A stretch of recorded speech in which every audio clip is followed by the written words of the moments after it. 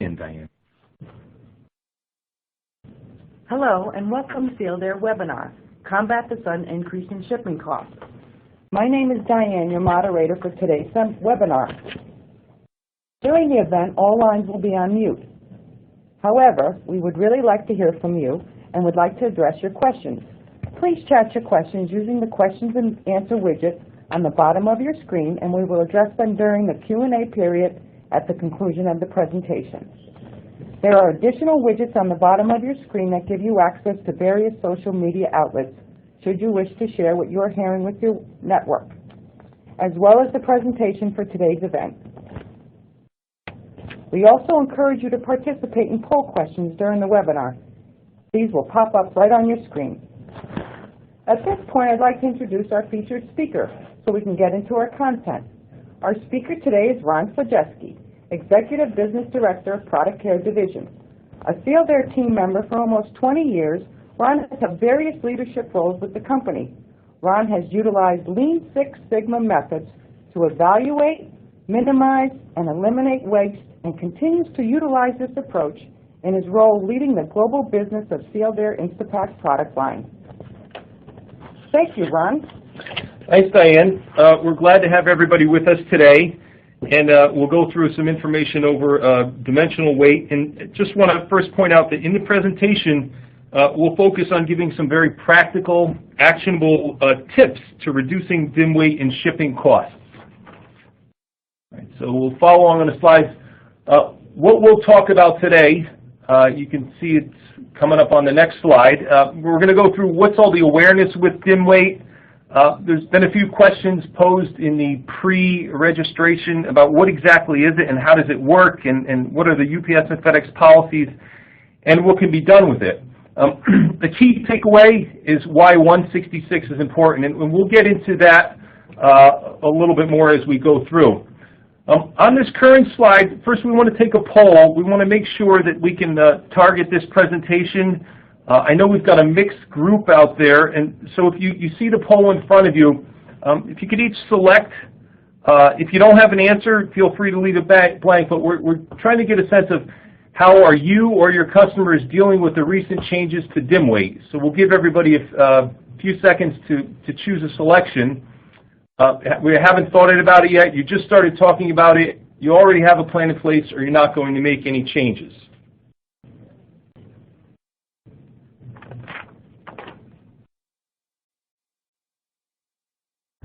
All right, we'll give everybody another couple seconds. It'll allow us to really tailor the presentation.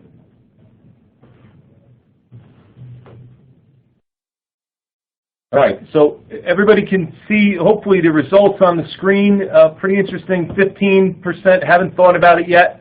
57% just about are just started to talking about it now. And that's interesting because, of course, it's been out there for almost a year, as we'll talk about, but that's common. We're seeing a lot of people who are just starting to talk about it now. Why are they just starting to talk about it now? Because we're just starting to see the increase in the bills now. It's good to see 26% of you already have a plan in place. That's fantastic, and maybe we can learn a little more on this and help you do even better in that plan. So on the next slide that you'll see come up, let's just review a little about where we are and how we got here. This is a little bit of older news, and you know, what's all the awareness? Back on this May 7th, you could see on the left-hand side of the slide, it says, web shoppers beware FedEx to charge by package size. So this dimensional weight announcement back then, it was first by FedEx, and it says it'll jolt e-commerce and frankly all the shipping world, especially if UPS follows suit. And of course, you know, about a month later in June, UPS did follow suit. So that's kind of been with all the awareness and why it's been all over the news. Coming up on the next slide, there's a few things here to point out. I want to direct your attention to the infographic on the upper right. And the first thing to note, you could see that some of the percentage changes in price, from the sandals on the left up 7%. You can see that the toys rocket up 13%, the two-slice toaster up 35%. So this is very impactful. We're not talking 1 or 2% here. Changing the dimensional weight pricing will be and has been something that's been very costly. And this is consistent with what we at Sealed Air have been seeing from our customers and their feedback in that they're seeing their bills and prices go up. So a couple other things to point out. First, there's an arrow here to the right. This was published in the Wall Street Journal. Not Packaging Digest, not a logistics magazine, but something that's very mainstream. So you can see the exposure and just where it's been with everybody. And then the other thing I want to point out on the footnote here is the rates are calculated based on Zone 5 shipping rates. And the reason this is important, you'll see a little bit later as we get into trying to quantify the magnitude of this, it's very ambiguous to be an end user or to go in front of a customer and say, well, you know, your dimensional weight for this is 12 pounds and your actual weight is 10. That gets a lot of blank stares. So what the Zone 5 allows us to do is turn that into dollars. Everybody understands dollars, and then we could really get a sense of the impact on the specific customer or shipper to see. Bottom left, DC Velocity magazine, dimensional pricing could add up to over $500 million. Over $500 million annually for UPS and FedEx. And in fact, if you look at the Q1 financial results for UPS and FedEx, you can see how their revenue has jumped tremendously. On the next slide, we just want to, again, take a little pulse of everybody and ask, have you or your customers seen a rise in shipping costs this year? And again, if you're not privy to this information, just please don't answer the survey.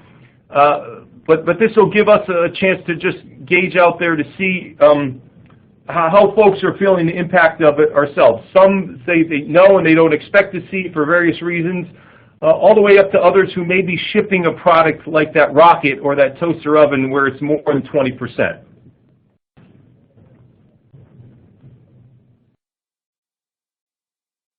We'll give another second or two for those who may have a slower web connection.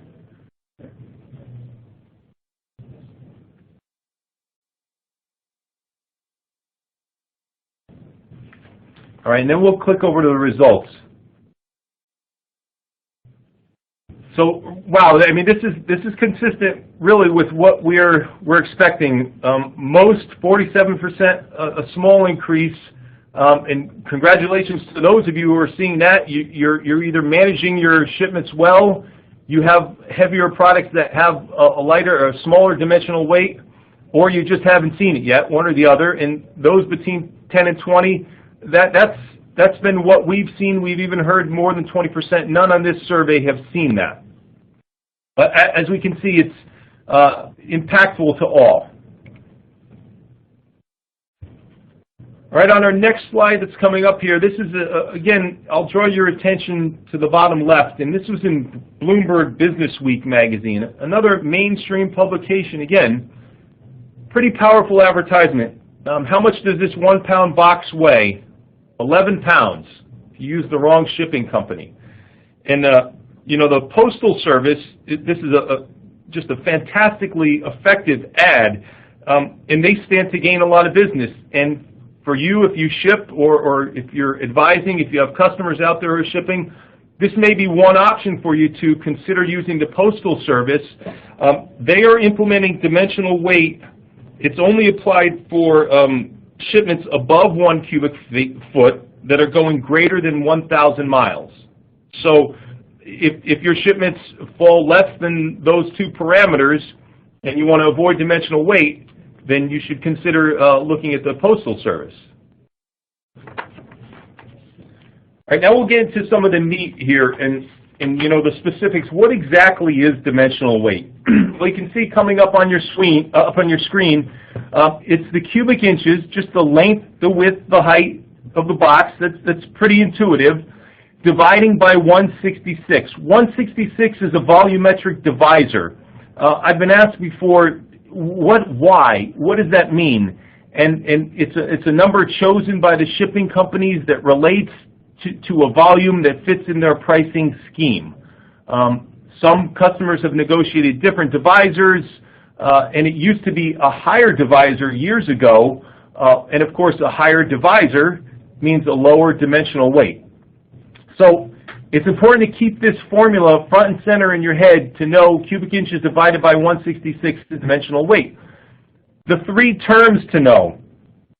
Actual weight, that's pretty clear. You take that 1 cubic foot box, for instance, that the Postal Service was showing, you throw it on a scale, and the scale reads 1 pound. That's the entire pack, what's contained inside also.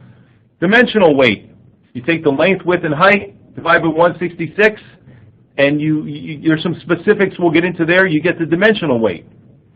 Well, what's really important is the billable weight. What do you pay UPS and FedEx on? Billable weight is the greater of the two, either dimensional weight or the actual weight. And prior to January 1st this year, there was an exemption for packages below 3 cubic feet, and that exemption expired in 2015. So we've got another polling question. So for those of you out there who may know, what percentage of your or your customer's shipments do you estimate will be impacted by the recent dimensional weight changes? What percentage of the shipments do you estimate will be impacted by the recent dimensional weight changes?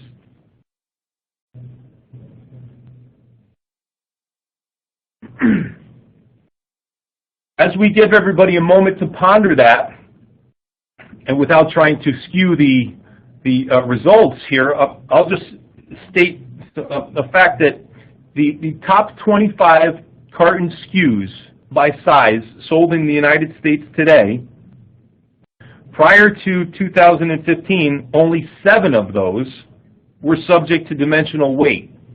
So only 7, the largest.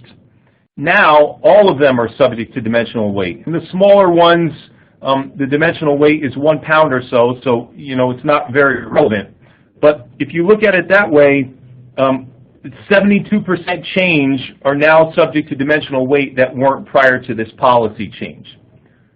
So going over to the next slide, what percentage of your shipments do you expect to be impacted? Most said between 25 to 50%, and 25 and 50%. So the point of all this, and thank you for everybody for your feedback, is to show that this is not something that's focused on only a few. This will not affect only a few. It affects the majority. All right, getting into a few more of the specifics. In the next slide coming up, actually Sandra asked in one of her webinar registration questions about the specifics with UPS and FedEx, so we'll get into that now.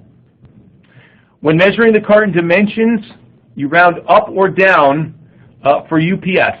And so, for instance, as shown here, 10 1/4 becomes 10. You round down, 10 1/2 becomes 11. A simple mnemonic to help me remember, UPS, I think ups. You round up or you round down. For FedEx, you use actual, and it just works out nicely. FedEx is Fed actual is the way I think about it. Many people don't care. It's a nuance. They don't need to know exactly. So in that case, I just use the exact dimensions and I measure the outer dimensions of a carton.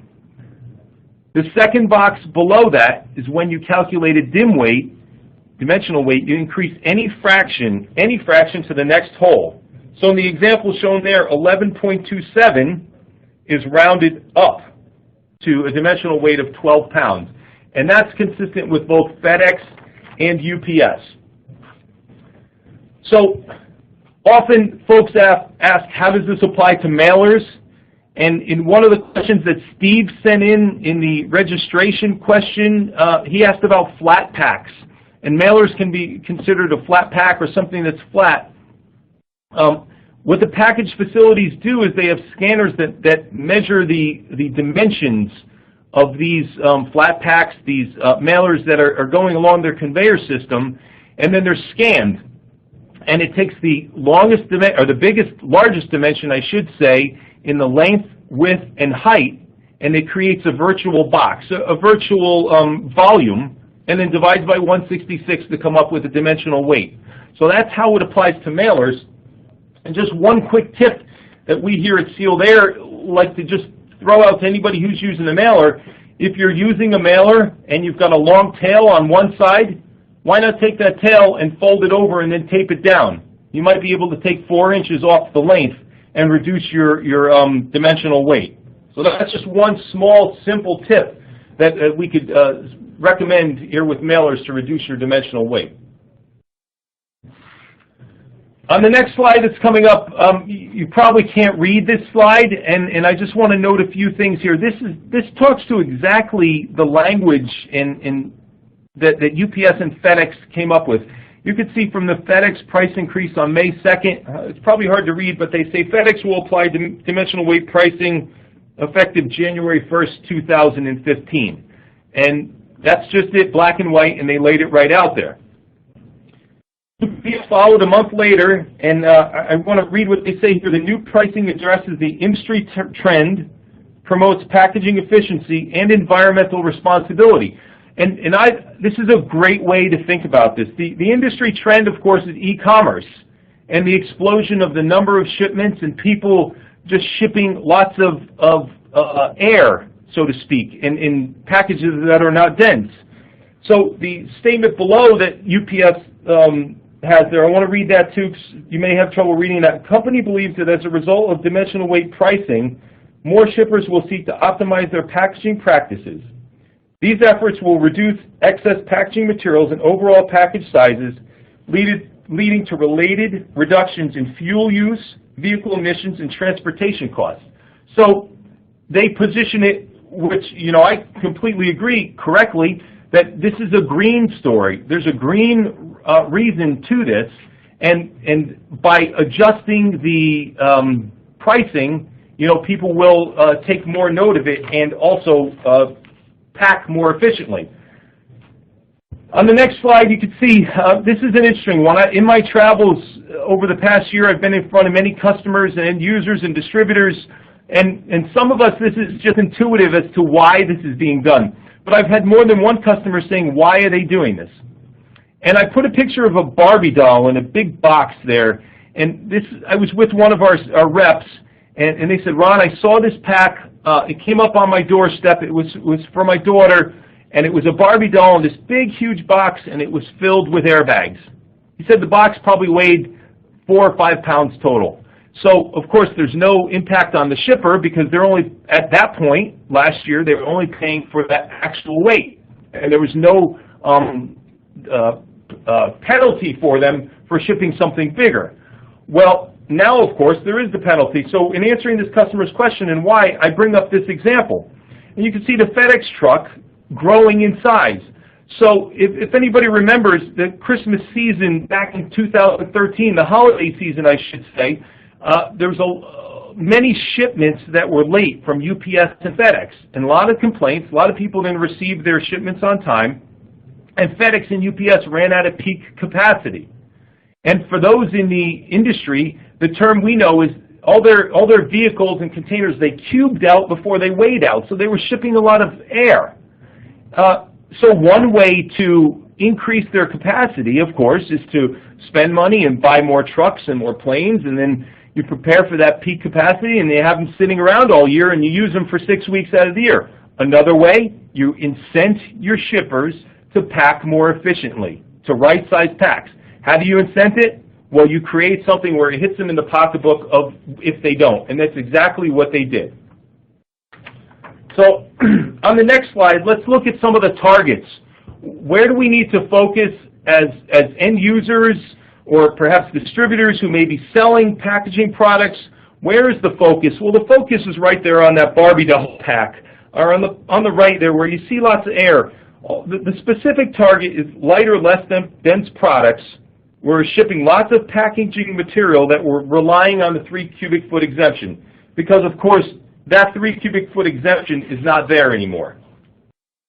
All right, on the next slide, is where there's a lot of meat in this slide, and there's not a lot of words. I didn't want to put a lot of words on the slide, but I really want, if you walk away with anything, this slide is where we can all help to save money. And let's go through this. The packaging optimization opportunity here. Anyone can remove packaging. All right? Anyone can take a box and make it smaller.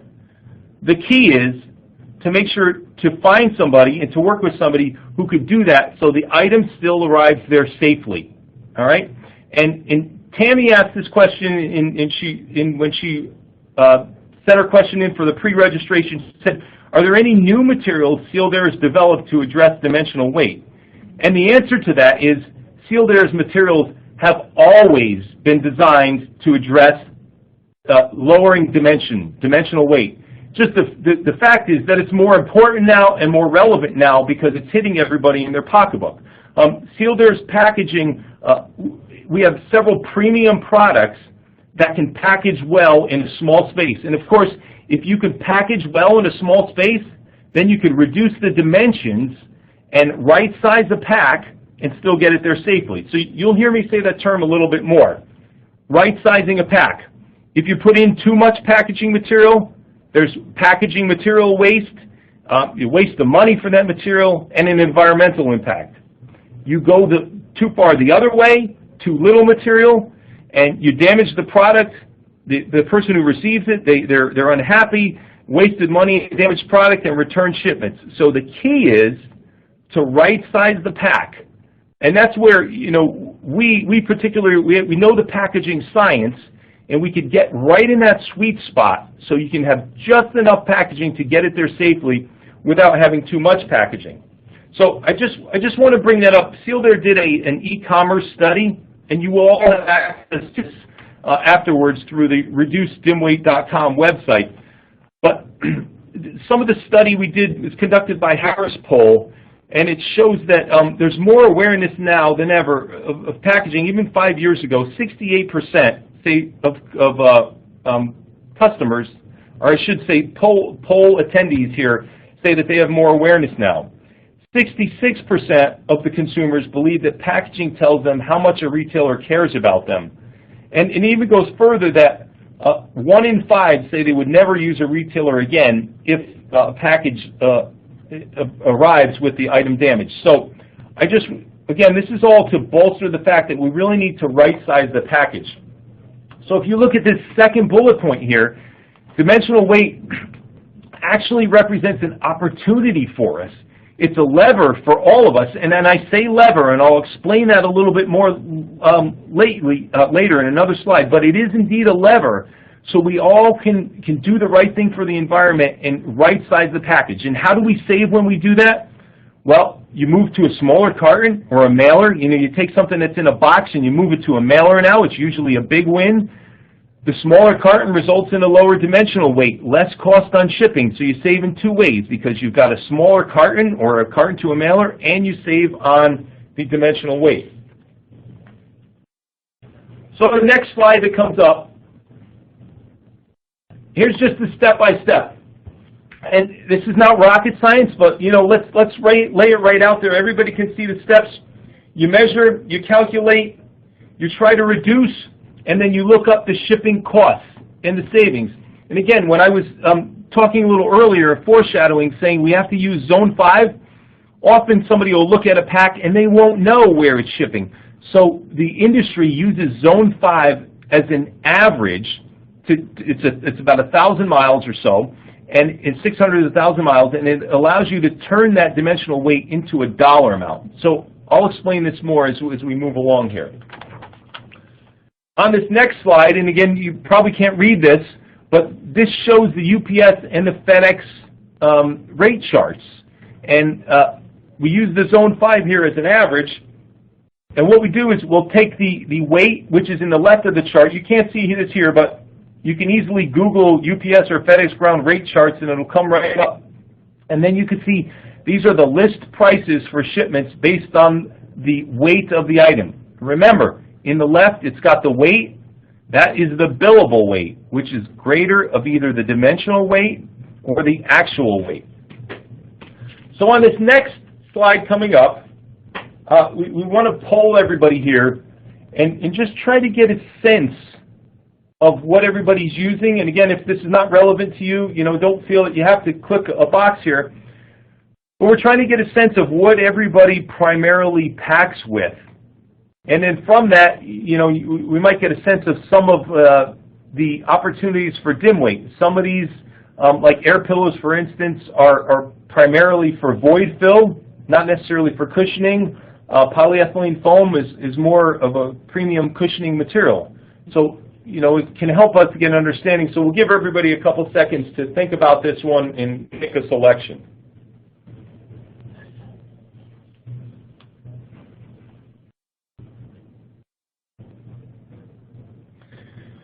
All right, we'll go to the next slide. And on the next slide, you can see a lot of people packing with paper. Paper is a good story for some of the items we need to package, and it's definitely got its fit in depending on what is being packaged. Many of these have their fit and depending on what's being packaged. Again, and I keep going back and forth back to it, we want to right size the package, but we also want to make sure we're using the correct packaging material. For sensitive electronics, you wouldn't want to use air pillows. You want to use something that's got more cushioning ability. So that's where you not only right size, but make sure we're using the correct packaging material. On the next slide, I want to talk about a little bit of a success story here that we've seen with dimensional weight. We don't have to get into all these metrics in here. This scale was packed with paper. All right, and again, paper is good for certain things. As it turned out here, this carton was 16 1/4 by 16 1/4 by 10.375. All right, so remember that dimension. So you can see some of the actual weight, dimensional weight was 17 pounds. So dimensional weight was more than the actual weight.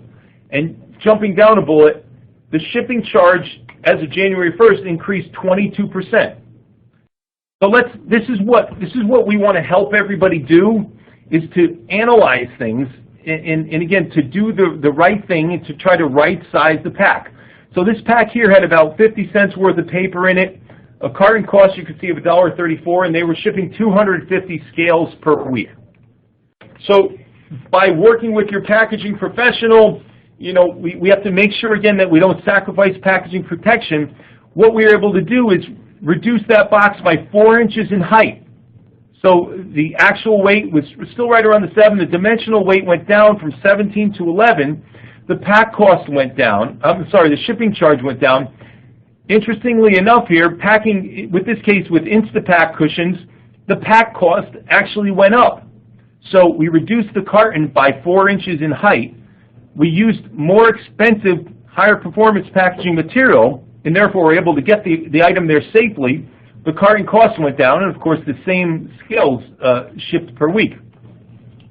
Now on the next slide, where you can see is, here's where we claim the success. And we could walk in and say, we can save $13,390 on this specific one pack in spite of a higher cost of the packaging material, because we save on shipping costs and we save on carton costs.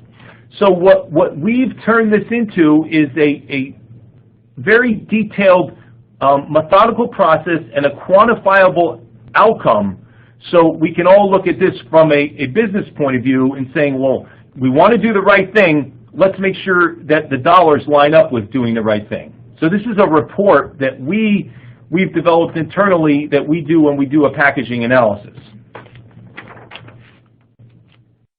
All right, on the next slide. This next slide is one of my favorite slides.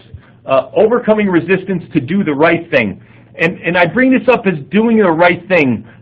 This is not about Sealed Air convincing people to sell packaging or distributors to do the same thing. We can look at it as doing the right thing for the environment and right-sizing packs to make sure that we're getting the pack there with the proper amount of material. And I say this because I've worked with people internally, somebody in the shipping department, for instance, or a packaging supervisor, and when they say to their supervisors, hey, I've got an opportunity to save $13,390 on the scale, we just need to do this, they hear these things. So oftentimes it's not only doing the analysis, it's finding the right people who are in the right positions to understand the financials to help us do the right thing. So here are some things I hear. Our divisor's not 166. We don't need to worry about it. And my answer to that is, well, okay, you may have a higher divisor. Let's run the numbers with your divisor and see if it makes sense to you. See if it makes sense to you financially. Of course, we want it to make sense financially, and it usually will. Maybe it's not $13,000. Maybe it's only $5,000. But maybe besides that one scale, you've got 50 other products where you can save $10,000 each. And then, by the way, we have to remember that it's doing the right thing for the environment. Here's another one. My customer pays shipping, not me.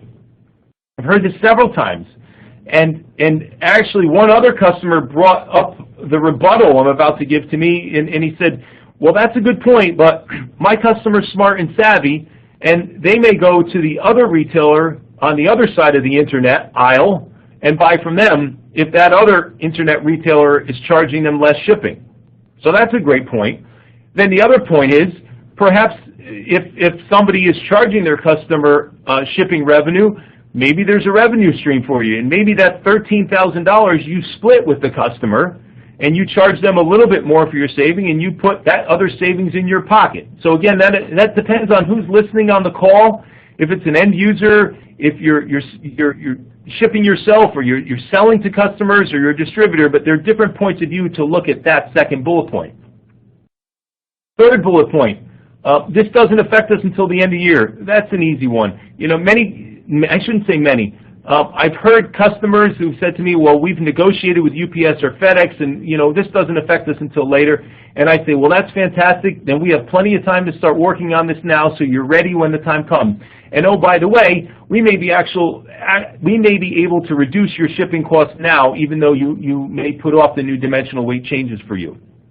And then the last one is my absolute favorite, because I've heard this internally, and I've heard this with end users who've been frustrated because they want to implement changes, and they want to bring in that box that's 4 inches smaller, or they want to get a multi-score depth box and have it cut down, and somebody says, oh, well, we can't increase inventory, or we can't put it in a multi-score depth box because that's more expensive, or that'll slow our packers down. And the answer to all that is yes. Those things all have a financial impact, but let's look at that financial impact and weigh it against the other side and see what is the smart financial decision. And this is where I say, let's all partner together to do the right thing here. And if we need to find the person who manages the P&L, who's responsible for the cash flow, who's empowered to care. So that example, suppose we have to put a 4-inch smaller box on the shelf, and we want to carry $1,000 worth of additional SKU in inventory. Well, the rule of thumb for inventory carrying costs per year on a cash flow basis, say 10 to 15%. So that $1,000 may cost us $150 in cash flow. $150 is a small price to pay for saving $13,000 a year. So that's hugely compelling. We just need to get that story to the right person. And then going further, and this is what I further encourage people, because I think this resistance, we can overcome it now and work together to do the right thing. In a year from now, this will be forgotten. And people will say, well, wait a minute, why do we have all these different box sizes in there? Why don't we just go back to like we used to have 2 box sizes, small and big, and we'll just use big 80% of the time? Or why are we paying so much for that packaging material, that premium packaging material? Let's use something less expensive, and if we get damaged, we'll just increase the box. So it's important to document these savings, and then also to keep them front and center and handy. So when pressure builds a year from now, and people question things on why we're spending so much, we could say, well, if we go back, we're going to encounter these other costs with dimensional weight.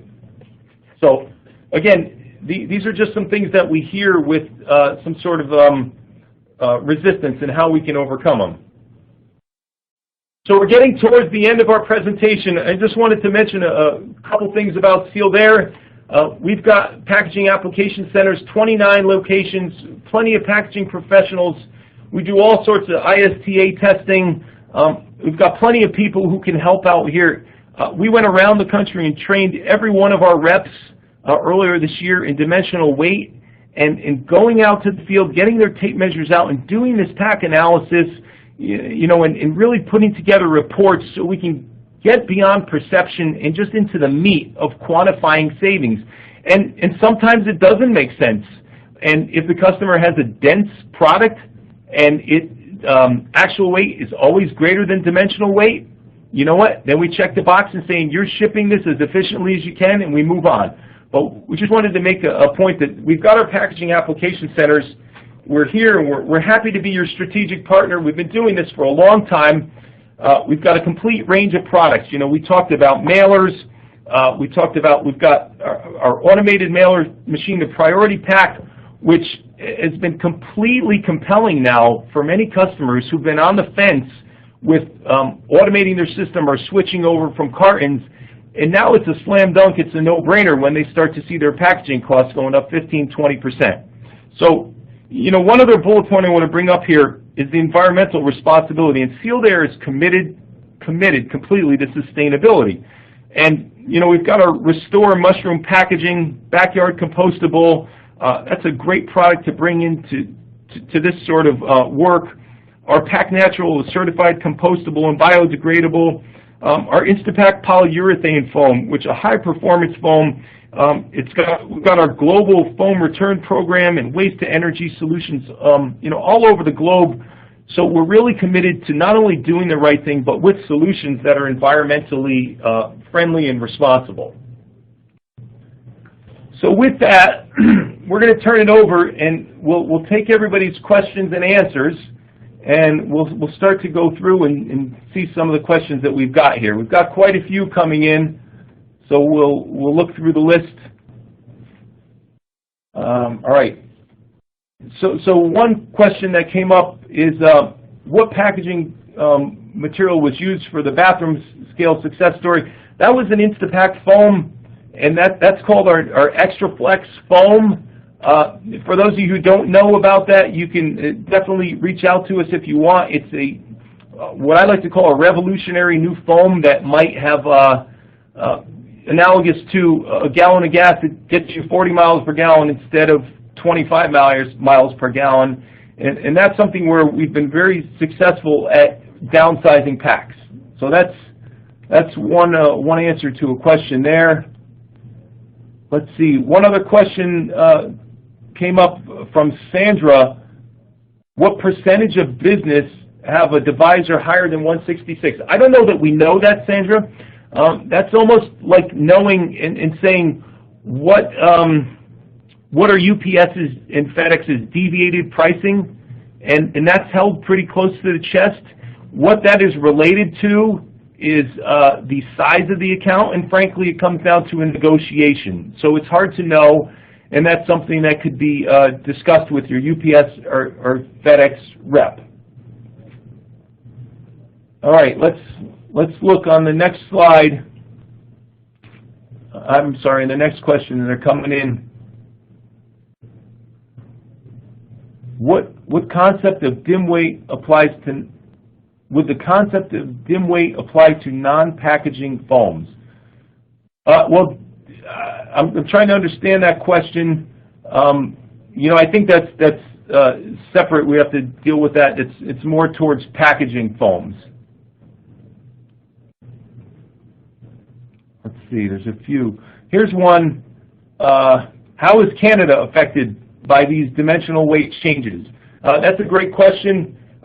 Canada is across the, when we ship internationally, it's a 139 divisor. So if you think about it, obviously with the math, if the divisor is lower, the dimensional weight is higher. So over the border to Canada uses 139, and within Canada it uses the same 166. Interestingly enough, Canada, there is no change in dimensional weight pricing.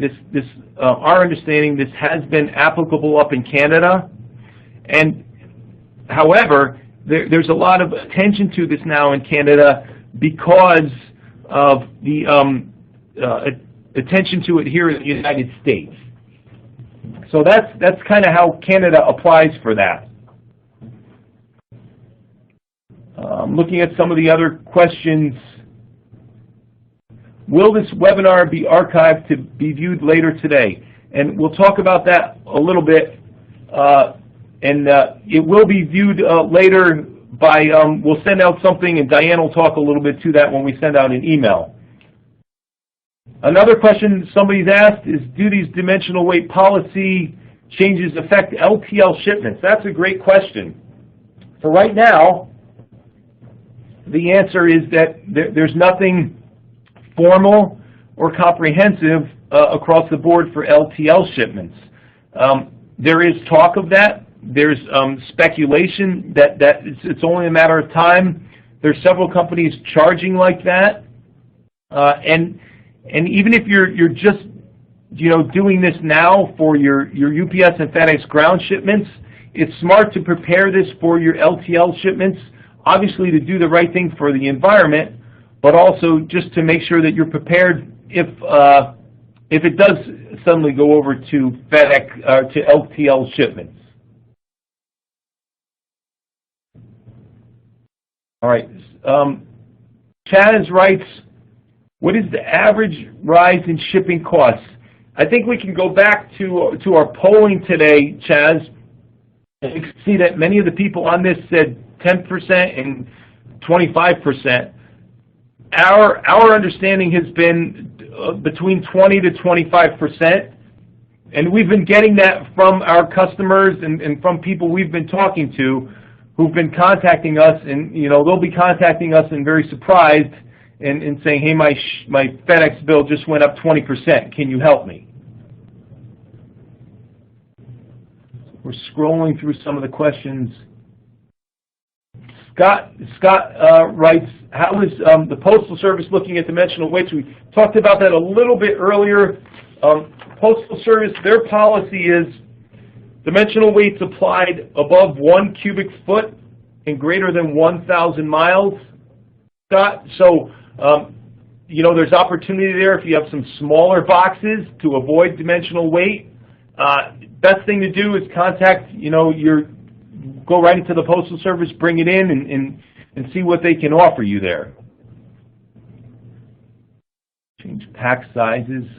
There's another question that Tim asked about specific to our mailers, and Tim, we'll have to get back to you and talk to our mailer product manager on that one. So we'll return your question via email. All right, a couple of the other questions. Maybe we'll take one more question here. They're starting to slow down. Does FedEx or UPS generally have a minimum charge like LTL carriers? So Bill writes, does FedEx or UPS generally have a minimum charge like LTL carriers?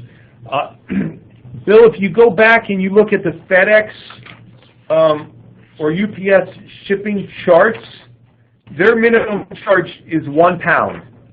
Their minimum charge is 1 pound. Minimum billable weight is 1 pound, and then depending on your zone, like for instance, 1 pound going in zone 2, which is on ground, and which is 0 to 150 miles, is $6.24. More than 1,800 miles is $7.71. So that would probably be the minimum charge for FedEx and UPS. Aha! Somebody asked about how long is the Postal Service going to be able to keep the flat rate boxes? That is a great question, and I can't answer that. And I guess they'll have to look at their profitability and how much of a hit they want to take, and have to see how much, how dense those packages are being shipped, and how much their capacity is. So that's more of a business question, but definitely an interesting one.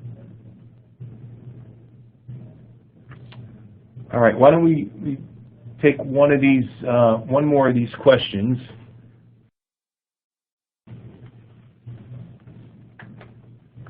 Okay. And just to clarify, Krishna, we'll take the last question here, and then some of the other ones we'll talk about via email a little later. Krishna writes, so with DIM, you round up always for DIM calculations. There's a couple ways to do this. We talked a little bit for when you're measuring the outside of the box for UPS, you take the dimension and you round up or down. For FedEx, you take the exact length, width, or height, then you multiply to get the cubic inches, and then you always round up. To make it easy for you, you can see on the screen here, if you need more info, at reducedimweight.com, we've got some tools there, and it's just a good lead-in, Krishna. You were asking about calculating dimensional weight. We've got a dimensional weight calculator and a few other things for you at this website. So, we'll finish up. We'll give you back a few minutes of your time here, and we'll answer all your questions via email. What you will be seeing is some information coming your way, and if you have any suggestions for future webinars that you'd like to see, please don't hesitate to give us that feedback. We've got many experts here at Sealed Air who we can call upon, and we absolutely like to bring value out to the market and become thought leaders and help everyone out here. So with that, we'd like to thank you for your time, and I will turn it back over to Diane, our moderator. Thank you, Ron. This concludes our webinar today. Please look for our follow-up email that will include a link to the recording of today's event for your review. Also, please take a moment to fill out our brief exit survey, and please visit our website, reducedimweight.com, for information on upcoming webinars. On behalf of Sealed Air, thank you for joining us and taking time to view our presentation. Have a great day.